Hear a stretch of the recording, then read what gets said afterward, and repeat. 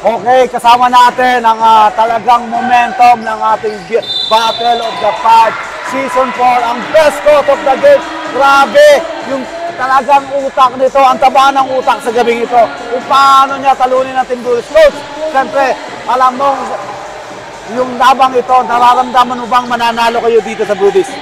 Una-una, napapasalamat ko kay Lord sa win na to. Totoo lang, Coach, medyo short-handed kami, wala kaming import. Tapos wala yung point guard today sa Silewib. So, nagtiwala nila ako sa mga players ko. Sinabi ko sa kanila, maglaro lang sila na maglaro. Mag-enjoy lang sa loob ng game. So, hindi ko na-expect na mananalo kami. Kasi alam naman natin gaano ka-load yung yung Brodies na team, Coach. Siyempre, kanina, Coach, siyempre talagang medyo lumalamang sila. Saglit lang, nahahabol agad. Anong game plan ang ginawa mo at sinabi mo dito sa player mo para manalo kayo? Sinabi ko lang, Coach, gawin namin yung in-ensayo namin kasi alam ko magta-trap sila. So, although na nakaka-convert naman sila sa trap nila, pero napag-ensayuan naman namin yun. Inunti-unti lang namin yan kasi makakuha na namin yung momentum namin. Ayun, sinabi sa kanila, go hard lang tayo. Pagtawid, tatakin na natin. Siyempre, Coach, nung kanina, nung nag-graduate si John Soriano, anong pakiramdam mo, isa sa mga key player mo na big man at na scorer na parang tumatayo ng import mo kahit walang import? Coach, totoo lang hindi naman ako kinabahan na wala si Joms. Kasi Coach, sabi ko sa iyo, tiwala ako sa mga players ko. Ang mangyayari lang ng Coach, yung advantage ba sa kanila yung pagkawala ni Joms o disadvantage yung pagkawala ni Joms. At sa tingin ko, naging disadvantage na yun kasi hindi ko alam bakit naglabas sila na malaki. Wala na akong malaki sa loob So dapat pinukpok na nila kami sa loob ng big man.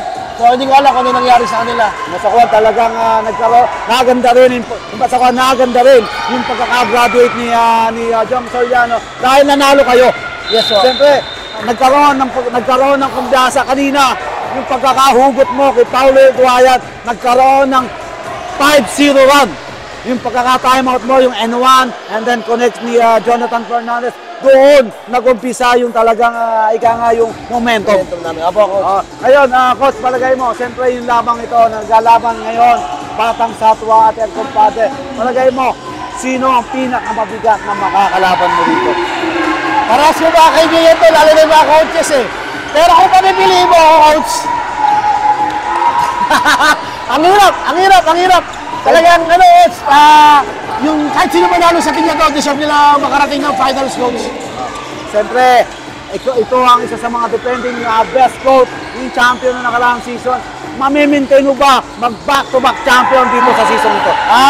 Yun po yung goal namin, Coach. Pero we have to do it one game at a time, Coach. Kailangan namin trabahuin to, finals, kasi hindi basta-basta yung makakaharap namin Pero sa nakita ko kanina, siyempre, yung advantage, wala ka pang import kanina, pero yung talagang puso, parang naging cool ka lang kanina at nakontrol mo yung emotion din ng mga player mo.